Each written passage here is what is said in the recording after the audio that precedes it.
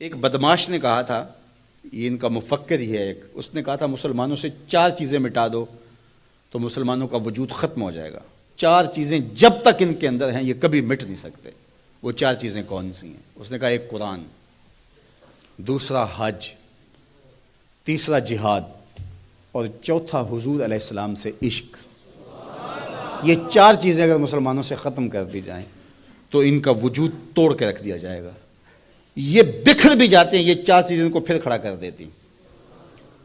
تو قرآن مجید غیر متبدل ایک پیغام حق ہے اور اس کی زیر زبر بھی نہیں بدل سکتی۔ یہاں چچینیا میں اور ان ریاستوں کے اندر جب قرآن مجید چھین لیا گیا اور مدارس بند کر دیے گئے، مسجدوں کو تالا لگا دیا گیا، اور جو سبزی بھی بیچتے تھے وہ سبزی بھی دیتے تھے، قرآن کی آیتیں بھی سکھاتے تھے۔ گھر کے اندر ماں جو ہے وہ کپڑے بھی سیتی تھی اور ساتھ بچے کو بیٹھ کے قرآن مجید حفظ بھی کرواتی تھی۔ تو قرآن مجید ختم نہیں ہونے والا، اور اللہ نے آج بھی، یہ امت کے عروج کا زمانہ نہیں ہے، یہ امت کے زوال کا دور ہے۔ ہر گلی میں، ہر بستی میں، ہر محلے میں حافظ قرآن ہے۔ یہ امت کے زوال کے زمانے کی کہانی ہے، اور جب امت عروج پہ ہوگی پھر کیا عالم ہوتا ہوگا۔ قرآن اس امت کی زندگی ہے، اس امت کی حیات ہے۔ لادینی قوتیں یہ سمجھتی ہیں کہ قرآن کو ان سے چھین لیا جائے۔ میں کہتا ہوں تم میں جرأت ہے تو قرآن کے چیلنج کو قبول کرو۔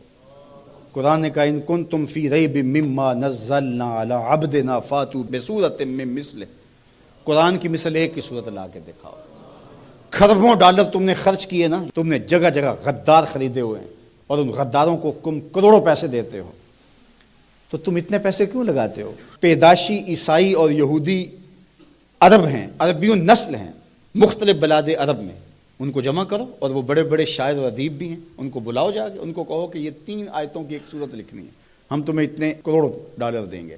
لیکن تیرے سامنے یوں دبے لچے فصحا عرب کے بڑے بڑے، کوئی جانے کے منہ میں زبان نہیں بلکہ جسم میں جان ہے۔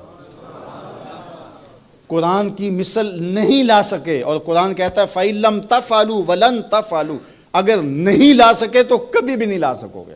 یہ قرآن کا چیلنج ہے، اور یہ کسی بند کمرے میں نہیں دیا، یہ کھلی کتاب میں چیلنج آج بھی موجود ہے۔ جو وکیل بحث نہ کر سکے وہ گالیاں دینا شروع کر دیتا ہے۔ پرے پنچایت میں آپ نے بھی دیکھا ہوگا کہ جو جھوٹا پڑ رہا ہو وہ آگے سے گالیاں دینا شروع کر، لڑائی شروع کر دیتا ہے۔ یہ جو ناروے میں واقعہ ہوا ہے، یہ جھوٹے لوگ ہیں۔ اگر تمہارے میں ہمت ہوتی، تمہارے میں دم ہوتا تو قرآن کی مثل لاؤ نا، 3 آیتیں لاؤ۔ لیکن یہ آگ لگانے کا مطلب کیا ہے؟ آگ لگانے کا مطلب کہ تم اپنی شکست تسلیم کر رہے ہو کہ ہم اس کتاب کا مقابلہ نہیں کر سکتے، اس لیے گندگی اور غلاظت پہ اتر آئے ہو اور قرآن مجید کے نسخے کو آگ لگانا جانتے ہو۔ اور میاں تم کسی نسخے کو تو آگ لگا لو گے، لیکن جو روحوں پہ لکھا ہوا ہے اس کو آگ کیسے لگاؤ گے؟ اور علماء نے کہا ہے کہ جب قرآن مجید کو کوئی آگ لگائے یا اس کو پھینک دے تو وہ لفظ پھینکتا ہے، نور اڑ جاتا ہے اس کا۔ قرآن اللہ کی کتاب ہے، اللہ اس کی حفاظت کرتا ہے۔ تو یہ بات ذہن میں رکھیے، یہ شکست خوردہ ذہن کی علامت ہے کہ یہ جو کچھ کیا گیا ہے، یہ بالکل نکھٹو قسم کے، یہ ہارے ہوئے شکست خوردہ لوگوں کا مزاج ہے کہ وہ کتاب کو آگ لگا رہے ہیں۔ میاں یہ کیا بات ہوئی؟ دنیا کی کسی بھی تہذیب میں ایسا ہوا ہے؟ کوئی بھی دانشور ایسا کرتا ہے؟ تمہارے میں دم ہے، جرأت ہے تو اس کتاب کا مقابلہ کر کے دکھاؤ، اور تم نہیں کر سکتے اور کبھی بھی نہیں کر سکتے۔ اور یہ قرآن کا چیلنج 14 صدیوں سے موجود ہے۔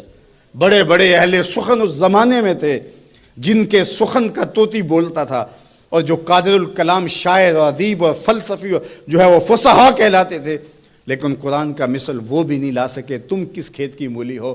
تو قرآن کل بھی چمکتا تھا، قرآن آج بھی چمکتا ہے، اور قرآن کے اجالے اور قرآن کی روشنیاں باقی رہیں گی۔